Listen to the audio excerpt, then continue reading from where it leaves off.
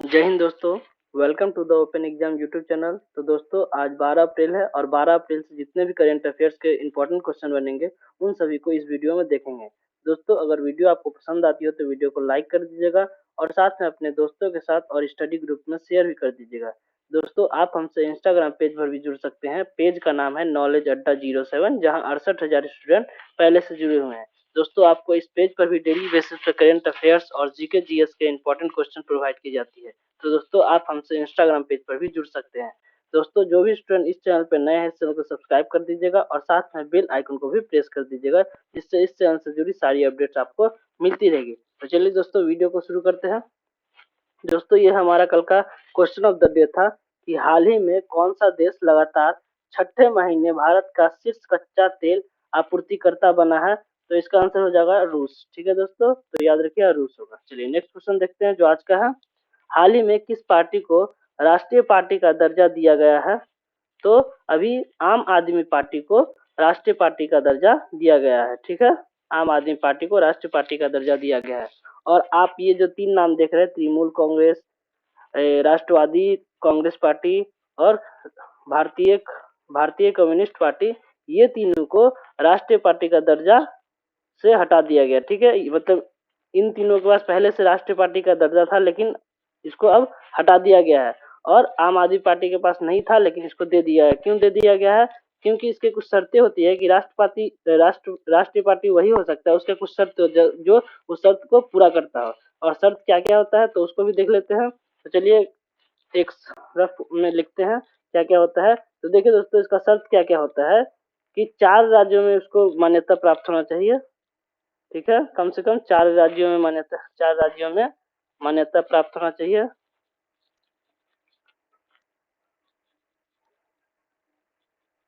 4 राज्यों में मान्यता प्राप्त होना चाहिए। एक सेकंड, होना चाहिए। ठीक है, एक तो ये हो गया। दूसरा शर्त क्या है? दूसरा शर्त है कि लोकसभा में कम से कम 6%, कम से कम 6% वोट होना चाहिए। वोट हो और 4 सांसद हो। ठीक है, 4 सांसद हो। इतना बात याद रखिएगा। तीसरा पॉइंट क्या है कि अगर लोकसभा में 2% वोट हो, ठीक है, 2% वोट हो और वहां उसके उम्मीदवार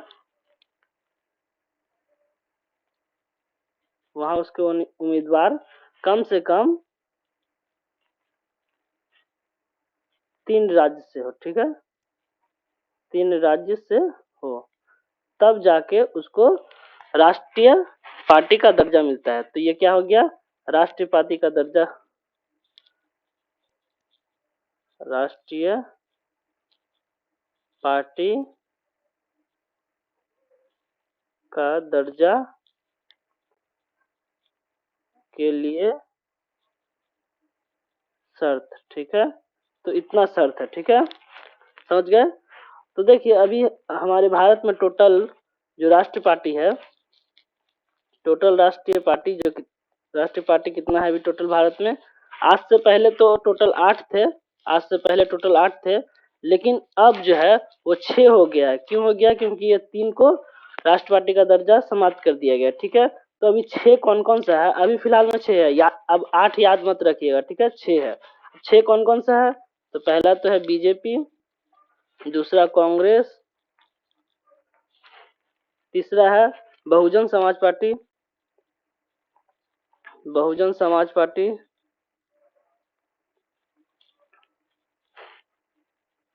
जिसको क्या बोलते हैं? भाजपा।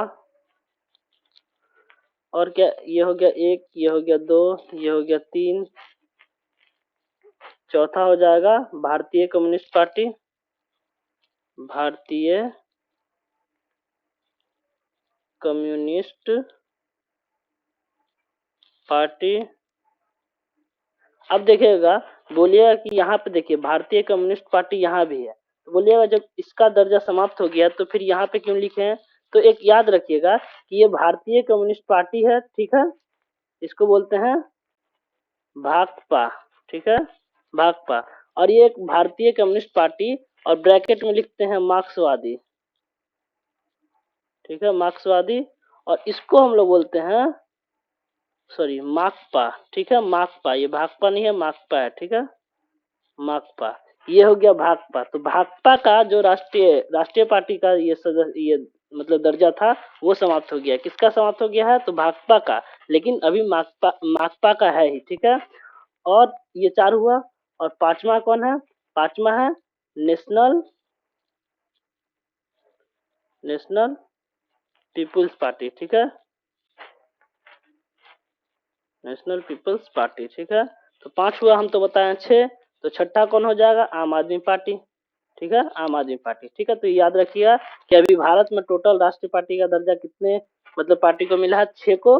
बीजेपी, कांग्रेस, बहुजन बहुजन समाज पार्टी, भारतीय कम्युनिस्ट पार्टी, ब्रैकेट में मार्क्सवादी जो होता है वो, और नेशनल पीपल पार्टी, और अभी बना है आम आदमी पार्टी। और किन किन का समाप्त कर दिया गया है? तो तृणमूल कांग्रेस, राष्ट्रवादी कांग्रेस पार्टी, और भारतीय कम्युनिस्ट पार्टी, ठीक है, भाकपा का, ठीक है। तो इतना बात याद रखिएगा।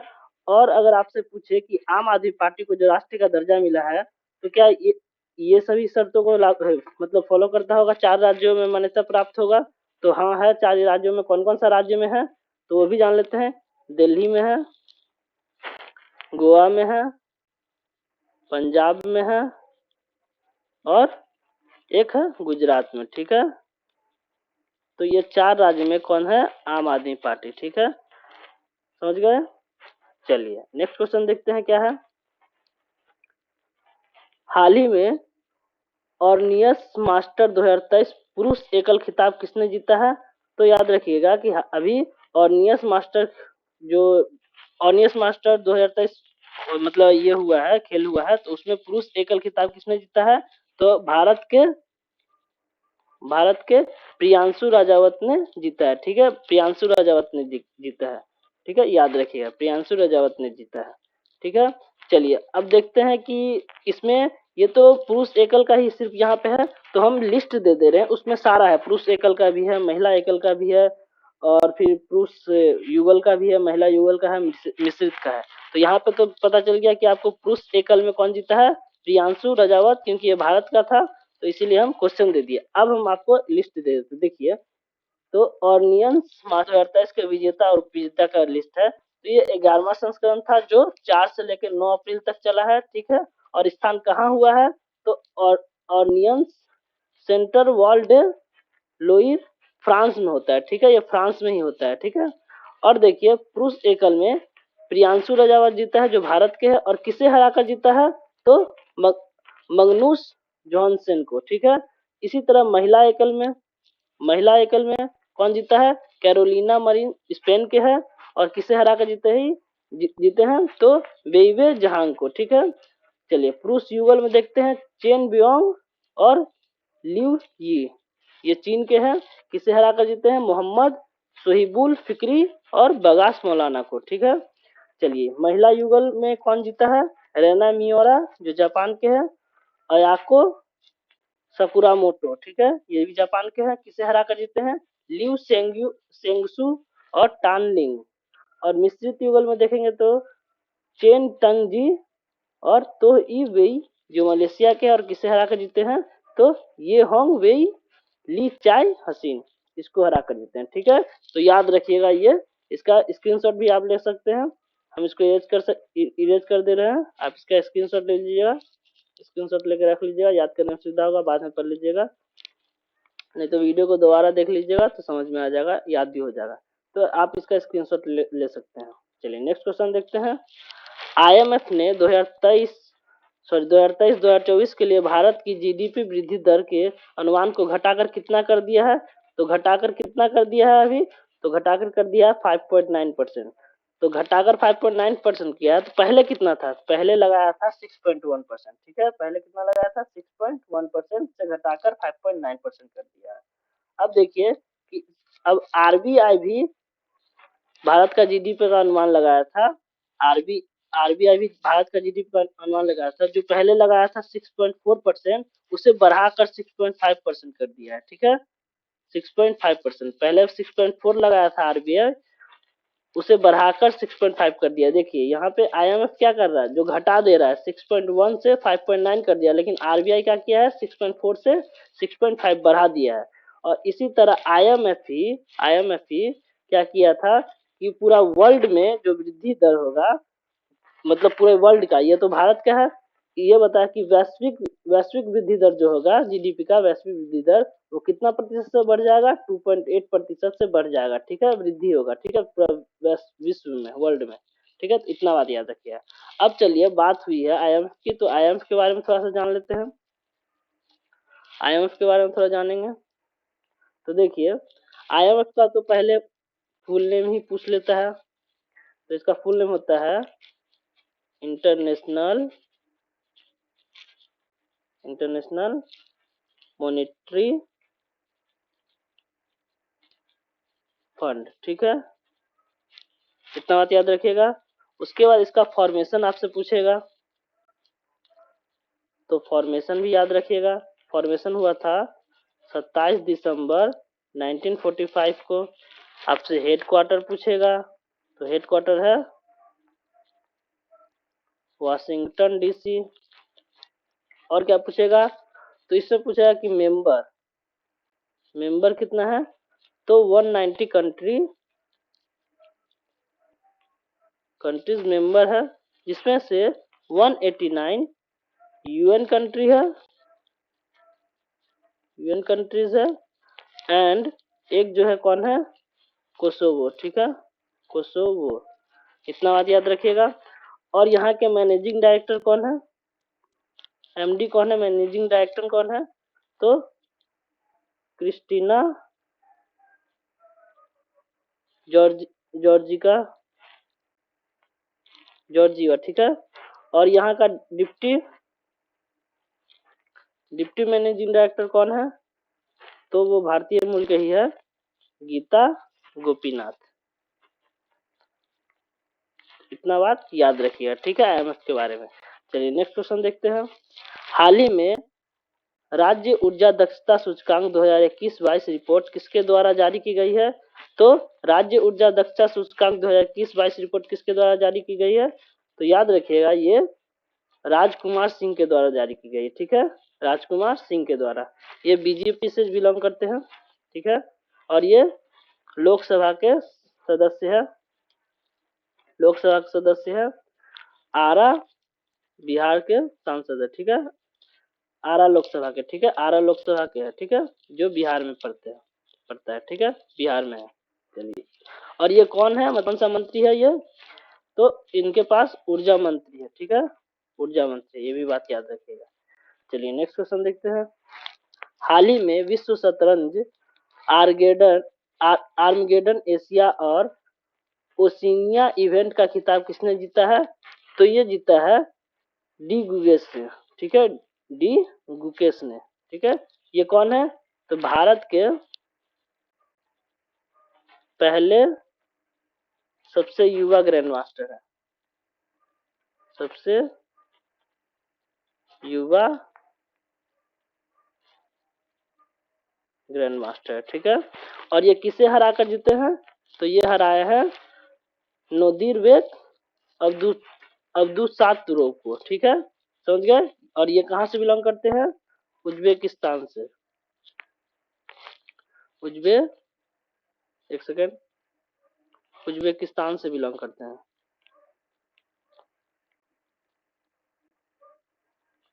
ये उज्बेकिस्तान से बिलोंग करते हैं। ठीक है, इनको हराकर अभी हाल ही में विश्व शतरंज आर्गेडन एशिया और ओशिनिया इवेंट खिताब जीता है डीयूएस ने। और डीयूएस कौन है, तो भारत के पहले सबसे युवा ग्रैंड मास्टर है। ठीक है, इतना बात याद रखिए। चलिए नेक्स्ट क्वेश्चन देखते हैं।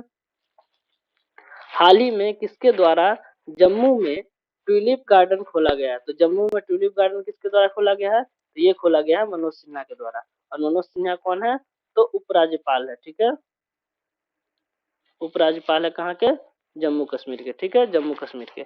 तो बात हुई जम्मू कश्मीर के बारे में, तो थोड़ा सा जान लेते हैं वहाँ के बारे में। तो देखिए पहले जम्मू कश्मीर जो था वो राज्य था। क्या था? राज्य था। और राज्य का मतलब कब बना था ये? 17 नवंबर 1952 को। लेकिन अब जो जम्मू कश्मीर है वो यूटी बन गया है। और यूटी कब बना है? तो आप लोग जानते होंगे कि 31 अक्टूबर 2019 को ये यूटी बन गया। पहले राज्य था लेकिन अब ये यूटी बन गया, ठीक है। और यहाँ का जो कैपिटल है, राजधानी है, सॉरी कैपिटल जो है वो क्या है? श्रीनगर। श्रीनगर है। लेकिन श्रीनगर कब है? समर में रहता है श्रीनगर, और विंटर में क्या हो जाता है? जम्मू, ठीक है,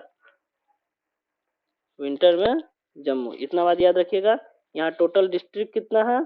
तो 20 डिस्ट्रिक्ट है, ठीक है। और यहाँ का उपराज्यपाल तो जान ही गए, मनोज सिन्हा है। और यहाँ यहाँ लोकसभा का सीट कितना है? 5। और राज्यसभा का सीट कितना है? 4। तो इतना बात जम्मू कश्मीर के बारे में ध्यान रखिए। चलिए नेक्स्ट क्वेश्चन देखते हैं। हाल ही में भारतीय संविधान के डोगरी संस्करण का पहला संस्करण किसके द्वारा जारी किया गया है? तो ये किसके द्वारा जारी किया गया है? किरण रिजिजू के द्वारा, ठीक है, किरण रिजिजू के द्वारा। और ये कौन है अभी? तो कानून एवं न्याय मंत्री है, ठीक है, कानून एवं न्याय मंत्री है, ठीक है। इतना बात याद रखिए। इससे पहले ये खेल मिनिस्टर था, मतलब खेल मंत्री थे इससे पहले। मतलब कानून एवं न्याय मंत्री से पहले ये खेल मंत्री थे, ठीक है, याद रखिएगा। और ये अरुणाचल प्रदेश से बिलोंग करते हैं, ठीक है, अरुणाचल प्रदेश से बिलोंग करते हैं। चलिए नेक्स्ट क्वेश्चन देखते हैं। हाल ही में अरुणाचल प्रदेश के किबुथी सीमा गांव में वाइब्रेंट विलेज कार्यक्रम की शुरुआत किसके द्वारा किया गया है? तो ये किया गया है अमित शाह के द्वारा, ठीक है, अमित शाह के द्वारा। और ये अभी हाल ही में कौन सा मंत्री है इनके पास? तो गृह मंत्री इनके पास है, ठीक है। और ये इनका चुनाव क्षेत्र कौन सा है? चुनाव क्षेत्र है गांधीनगर, ठीक है, गांधीनगर, जो कहाँ है?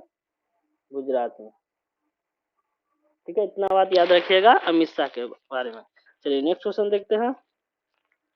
किस राज्य में 24 अप्रैल को महंगाई राहत कैंप लगाया जाएगा? तो किस राज्य में लगाया जाएगा महंगाई राहत कैंप? तो ये लगाया जाएगा राजस्थान में, ठीक है। कहाँ लगाया जाएगा? राजस्थान में। तो राजस्थान की बात आई है तो राजस्थान के बारे में थोड़ा सा जान लेते हैं। तो राजस्थान का जो फॉर्मेशन हुआ था वो हुआ था 30 मार्च 1949 को। और यहाँ का राजधानी है जयपुर। सीएम कौन है? अशोक गहलोत, अशोक गहलोत। और गवर्नर कौन है? कलराज मिश्र, ठीक है। और यहाँ लोकसभा की सीट कितना है? तो 25। और राज्यसभा की सीट 25 है, और राज्यसभा की सीट है 10, ठीक है। इतना बात याद रखिए राजस्थान के बारे में। चलिए नेक्स्ट क्वेश्चन देखते हैं। हाल ही में ट्विटर इंक का विलय किसके साथ किया गया है? तो ट्विटर इंक का विलय किसके साथ किया गया है? एक्स कॉर्पोरेशन के द्वारा, ठीक है, एक्स कॉर्पोरेशन के साथ, ठीक है। चलिए नेक्स्ट क्वेश्चन देखते हैं। हाल ही में किस राज्य सरकार ने ट्रांसजेंडर समुदाय को ओबीसी का दर्जा दिया है? तो ट्रांसजेंडर समुदाय को ओबीसी का दर्जा किस राज्य द्वारा दिया गया है? तो मध्य प्रदेश के द्वारा दिया गया, ठीक है, याद रखिए आप, मध्य प्रदेश के द्वारा। अब मध्य प्रदेश के बारे में थोड़ा सा जान लेते हैं। तो मध्य प्रदेश का जो फॉर्मेशन हुआ था वो हुआ था 1 नवंबर 1956 को, ठीक है। यहाँ का राजधानी कौन है? मतलब क्या है? भोपाल। और यहाँ का चीफ मिनिस्टर कौन है? शिवराज सिंह चौहान, शिवराज सिंह चौहान। और यहाँ का गवर्नर कौन है? तो मंगू भाई पटेल। यहाँ का लोकसभा का सीट कितना है? 29।